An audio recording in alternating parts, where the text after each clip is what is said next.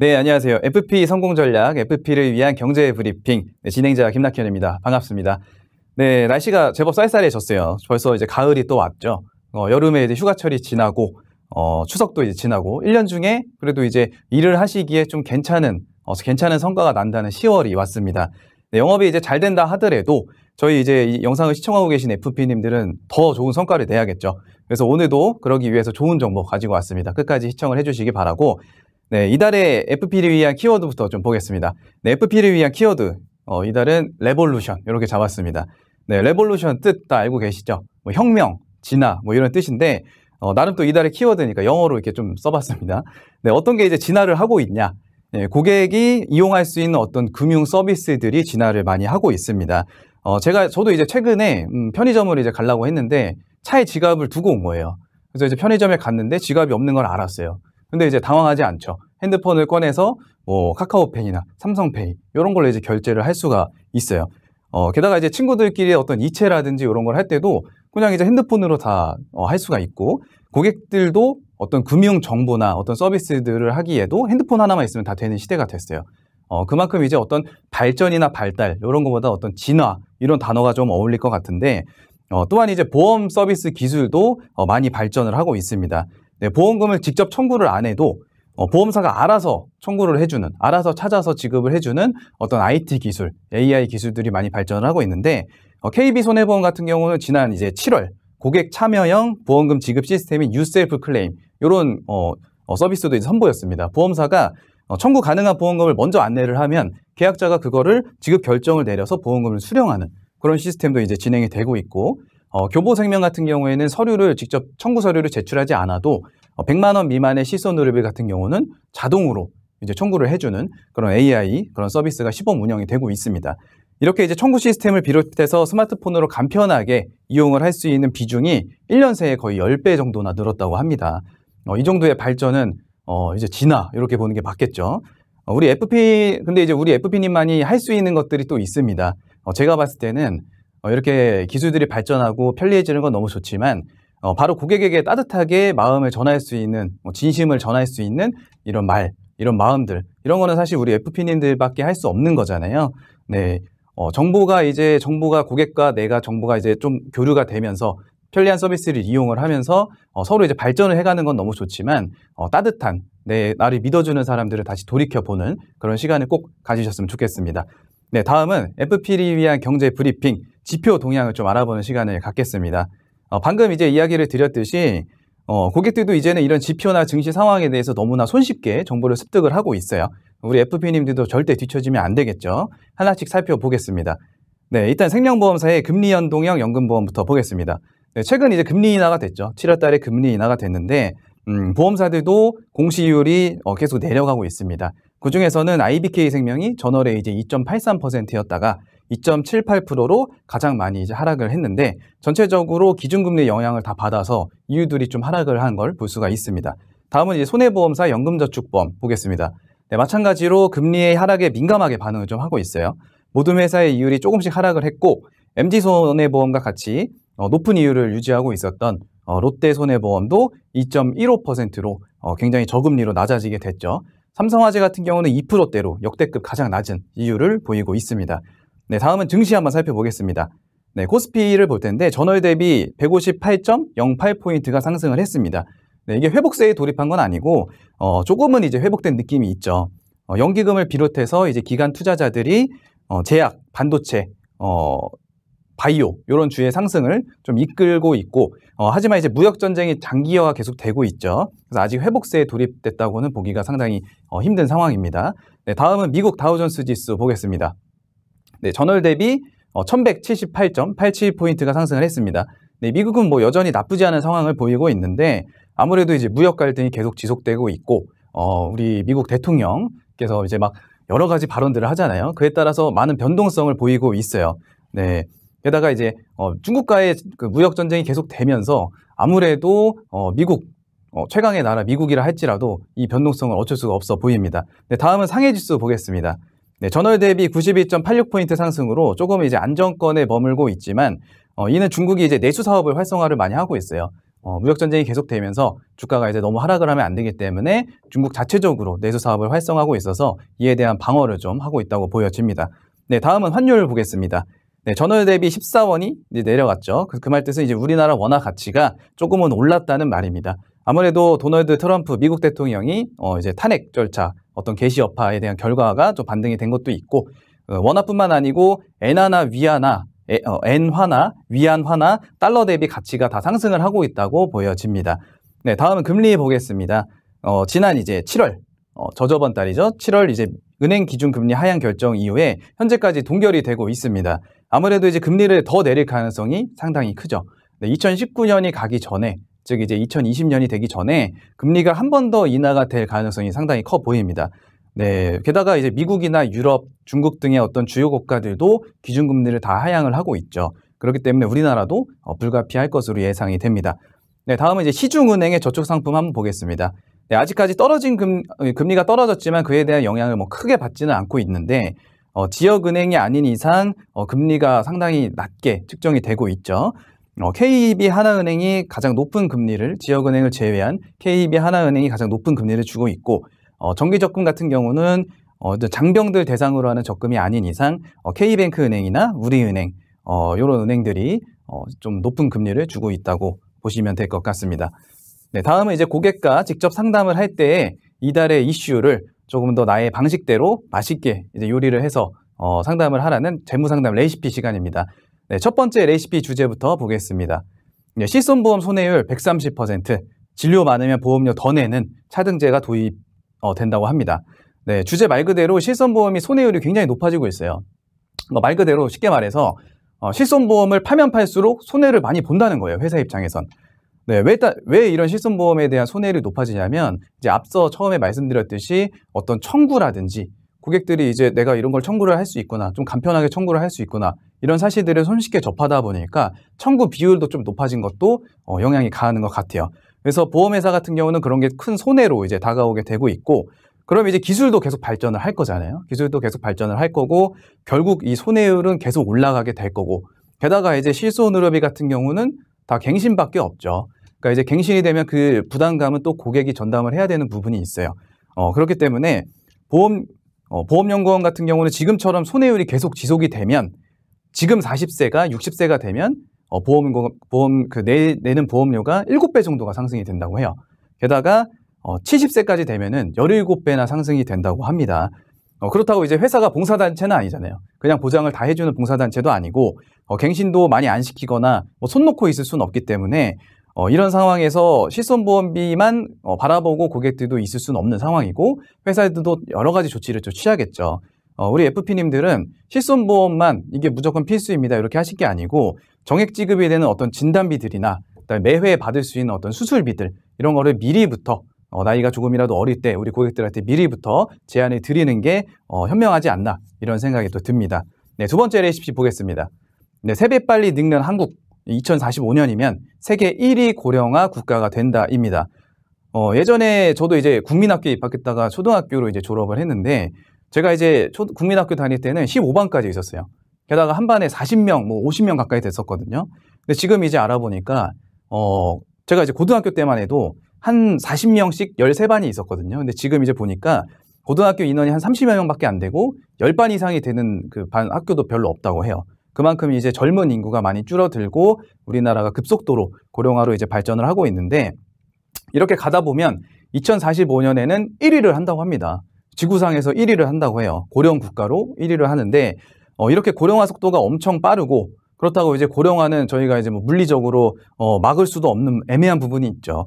정책적으로도 뭐 의료비 제로화, 아동수당의 확대, 그다음에 산모 신생아 건강관리에 대한 어떤 정책적인 확대들을 많이 노력을 하고 있지만 그렇다고 고령화가 이렇게 지속이 되는 거는 막을 수는 없는 상황이 되고 있습니다. 네, 결국에 이런 것들에 대한 거는 개인적으로 준비를 잘 하셔야 돼요. 네, 고령화가 되면 결국 이제 젊은 근로를 할 수 있는 사람들에 대한 비중이 좀 적게 되고 근로를 할 수 있는 사람들이 근로를 못하는 어떤 피부양자들에 대한 건강보험료나 세금 같은 경우도 부담을 해야 되는 상황이 이제 생기겠죠. 더 나아가서는 내가 이제 피부양자가 됐을 때 내가 받을 수 있는 어떤 국민연금이나 의료비 지원 등 그런 게 당연히 적어질 거라고 예상을 하셔야 되는 거예요. 세계 1위가 된다고 해도 고령화가 급속도로 이렇게 된다고 해도 이런 얘기는 사실 어떤 통계나 기사로 이렇게 접할 수가 있지 실생활에서 체감을 하고 있는 어떤 고객들이나 실제로 우리도 이렇게 체감을 하고 있진 않잖아요. 그렇기 때문에 우리 에피프님들이 현명하게 이런 것들은 준비를 할 수 있게 반드시 도와드려야 된다고 생각이 듭니다. 네, 마지막 세 번째 레시피 보겠습니다. 경기가 이제 재작년 9월이 정점, 2년째 하강 중 역대 최장 기록을 넘어설 뜻입니다. 무슨 말이냐면 경기에 대한 이야기인데 지금 경기가 이제 안 좋다는 거는 많이들 알고 계실 거예요. 근데 이게 역대 최장, 우리나라가 이제 생긴 이후로 역대 최장 기록을 넘어설 것으로 예상을 하고 있습니다. 굉장히 이제 심각한 얘기죠. 경기가 이렇게 꺾이기 시작한 거는 이제 재작년 9월 정도라고 보시면 되는데 이 상태로 경기 침체가 내년 3월까지 지속이 되면 역대 최장 기록인 29개월을 넘어선다고 합니다. 이렇게 침체가 되는 원인은 아무래도 대외적인 여건이 좀 가장 클 텐데 2018년 중후반부터 어떤 반도체에 대한 글로벌 상황도 좀 이제 부진하기 시작을 했고 미중 무역이 좀 심화가 되고 또 최근에 이제 일본과의 갈등도 있었죠. 그렇게 되면서 세계적인 경제 불안에 대한 대외적인 여건이 우리나라와 연관이 많이 되고 있어요. 그래서 경기가 크게 위축이 되고 있고 이제 현대경제연구원에서는 2020년 한국 경제 전망에서 내년 경제 성장률을 2.3% 정도로 전망을 했습니다. 우리나라 정부는 2.6%로 예상을 했고 2.54%로 전망한 한국은행보다도 현대경제연구원은 더 낮게 측정을 하고 있습니다.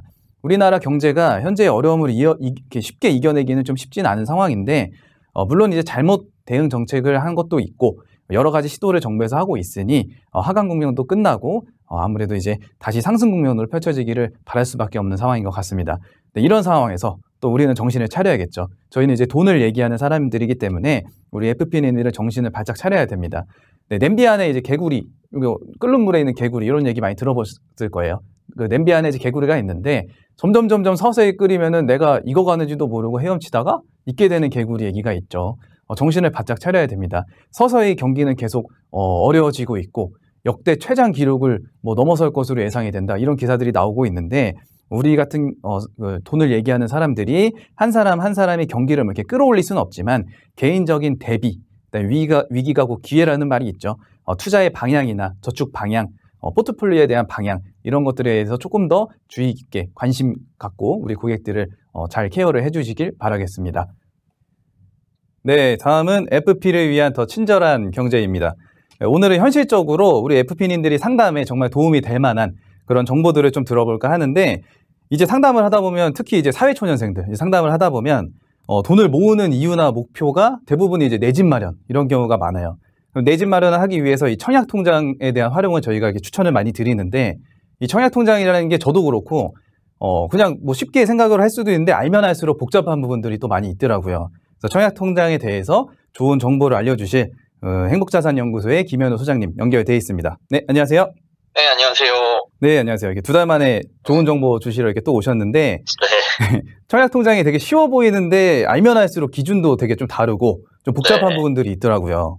그렇습니다. 네, 일단 좀 궁금한 게 저희 네. 아파트 이제 분양을 하거나 청약을 이제 넣을 때 네. 1순위 이런 청약통장이 꼭 필요한 건지 이런 게 좀 일단 궁금하네요. 기본적으로 네. 새로 지어지는 아파트에 들어가려면 그 아파트를 사고 싶으면 청약통장이 반드시 필요하다 정도로 알고 계시면 되는데 네. 가끔가다 예외는 있어요. 뭐냐 하면 분양 물량이 20가구 미만인 아파트. 그러니까 아파트 지으면 대부분 100세대 이상인데 라고는 하지만 재건축 같은 경우에는 일반 분양 물량이 나오는 게 적은 경우가 있어요. 그게 20가구 미만이면 필요 없기도 하고 또 분양을 했는데 1차 분양 이후에 계약이 다 이루어지지 않아서 남은 잔여 물량들 그런 미계약 세대 같은 경우는 청약통장이 필요 없이 그냥 추첨으로 돌아가기도 하는데 기본적으로 일반적인 상황에서는 청약통장이 다 필요하다 이렇게 알고 계시면 되죠.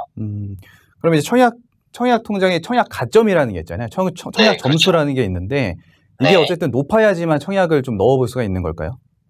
청약 가점제에서는 높아야지 당연히 유리한데요. 일단 청약 가점제가 적용되는 아파트가 있고 그렇지 않은 아파트가 있어요. 그러니까 머릿속에 두 가지 틀로 이제 나눠가지고 생각하시면 되는데 가점제를 적용하는 건 일단 민영 아파트입니다. 민영 아파트가 뭐냐? 우리가 쉽게 생각하는 롯데캐슬, 삼성레미안, 현대아이파크 이런 데들. 비싼 데들. 그리고 국민주택이라고 한다면은 LH공사나 SH공사 이런 이 주택공사에서 네. 짓는 아파트들을 뭐 국민주택이라고 보시면 돼요. 예전에는 좀 더 세분적인 뭐 그런 기준들이 있었는데 지금은 그냥 LH, SH 이런 데서 분양하는 건 국민주택. 그리고 그 외에 민간 브랜드 아파트에서 하는 건 그냥 미형주택 이렇게 하셔도 크게 문제는 없습니다. 일단 문제는 이런 LH나 SH에서 하는 거는 가점제하고는 전혀 상관이 없어요. 이거는 순위를 따로 매기는데 네. 얘는 이제 면적에 따라서 달라집니다. 일단 기준이 40제곱미터를 넘냐 넘지 않냐. 자, 40제곱미터를 넘지 않는 아파트 보통 보면 한 12평 정도가 되겠죠. 네. 약간 규모가 작잖아요, 상대적으로. 그렇죠. 그러니까 서민들을 위한 아파트다 이렇게 기억을 해두시면 될 것 같고 이렇게 규모가 작은 아파트는 납입 금액이 중요한 게 아니라 횟수가 중요합니다. 횟수가.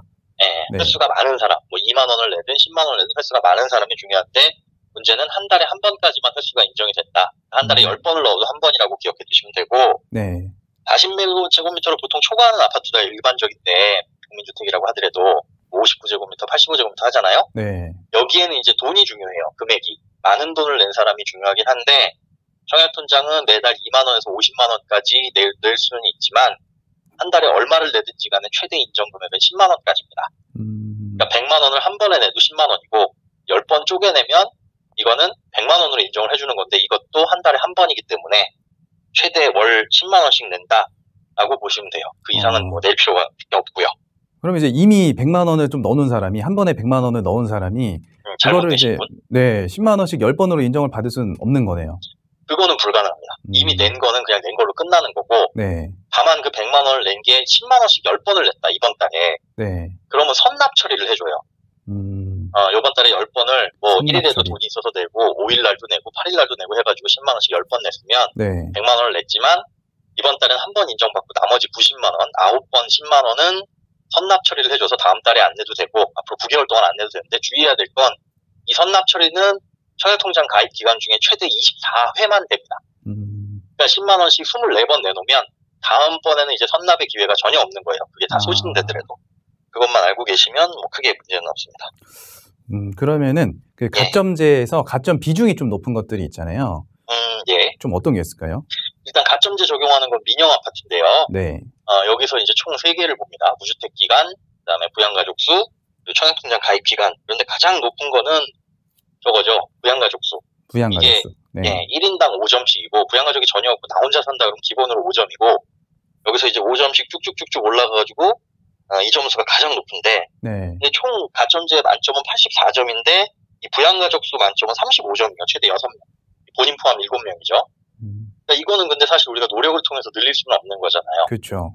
네, 애를 더 많이 낳거나 아니면 뭐 부모님을 모시고 살거나 얘도 가능한데 네. 부모님이 뭐 유주택이라고 한다면 그것도 해당사항이 안 되고 그런 부분들이 있어가지고 일단 부양가족 수가 가장 점수가 높다 그렇게 보시면 되고 나머지 뭐 청약통장 가입 기간이나 무주택 기간 같은 경우에는 인터넷 찾아보셔도 쉽게 아실 수 있으니까 요 3가지 가지고 점수를 매겨서 84점 정도가 만점이다 이렇게 보시면 됩니다. 그럼 이제 무주택 기간도 중요하고 어쨌든 청약통장을 보유하고 있는 기간이 좀 중요한 건데 그쵸? 일찍 만들면 좋은 거잖아요. 네? 일찍 만들면 좋은 거잖아요. 네. 그러면 그렇죠. 이제 태어나자마자 이제 만들어 드리는 분들도 있는 것 같아요. 네. 이러면 좋은 거 아닌가요? 글쎄 이 상담을 아마 해보시다 보면 애들 이름으로 청약통장 가입하신 고객분들 꽤 계실 거예요. 그런데 그럴 필요는 사실 없습니다. 그러니까 청약통장 가입을 인정해주는 나이가 만 19세부터 카운팅이 돼요. 네. 다만 19세 이전에 납입한 부분이 있으면 최대 2년 24회까지 추가로 인정이 됩니다. 그러니까 따지고 보면 17살 때부터 가입한 거나 3살 때부터 가입한 거랑 똑같다는 거죠. 그래서 어렸을 때는 굳이 여기다 돈을 내가지고 꺼냈을 수도 없기 때문에 여기다 가입할 필요는 없고 그러니까 17세 정도, 만 17세부터 가입을 하면 그게 가장 오랜 기간 인정을 받는 거다라고 기억해 두시면 됩니다. 그러면 17세 때 가입을 해서 그러면 아이가 이제 뭐 성인이 되거나 하면 뭐 세대 독립을 좀 빨리 해주는 게 좀 유리하겠네요. 그런 분들이 계신데 굳이 그럴 필요는 사실 없을 것 같아요. 세대 분리를 하더라도 이 친구가 청약의 자격 요건을 갖추려면 보통 이제 무주택 기간이 30대부터 인정을 받기 때문에 어차피 무주택 기간도 뭐 제로고요. 또 청약을 하려면 만 19세 이상 성년이어야 되는데 뭐 그거에 인정은 되겠지만은 돈이 없다면 말짱 꽝이니까 굳이 뭐 분리를 해가지고 무주택 기간을 채운다 이런 목적으로 분리를 하실 필요는 없고 그냥 정상적으로 일찍 가입해서 10만 원씩만 내는 게 가장 최고다라고 보시면 될 것 같습니다. 일찍 가입해서 10만 원씩. 이것만 사실 기억하면 될 것 같아요. 네, 맞습니다. 네, 오늘은 이렇게 실질적으로 사회초년생들한테는 좀 필수일 수도 있고, 저희가 이제 재무상담이라는 걸 하면, 빼놓을 수 없는 주택청약 저축에 대해서, 행복자산연구소의 김현우 소장님과 같이 얘기를 해봤습니다. 네, 좋은 설명 너무 감사드리고, 다음번에도 좋은 정보 또 부탁드리겠습니다. 네, 고맙습니다. 이것으로 10월 경제 브리핑을 마치겠습니다. 날씨가 많이 쌀쌀해졌어요. 일교차도 제법 있는데, 무엇보다 컨디션 조절 잘 하시면서, 10월도 꼭 웃으면서 마무리하시기 바라겠습니다. 네, 감사합니다.